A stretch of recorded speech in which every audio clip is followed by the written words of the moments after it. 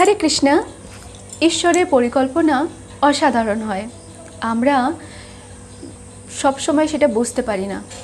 যখন আমরা কোনো পরিকল্পনা করি কিছু করব বলে, আর যখন অসফল হই তখন আমরা ভাবি যে কেন আমার এই কাজ বারবার অসফল হচ্ছে।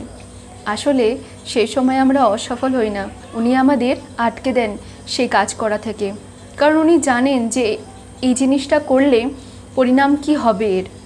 তাই সেই সময়টা যখন পেরিয়ে যায়, যখন আমাদের সাথে ভালো কিছু হয়, তখন আমরা বুঝতে পারি যে আগে এটা হয়েছিল তাই আজ আমি এখানে এসেছি। তা ঈশ্বরের পরিকল্পনার ওপর ভরসা রেখো।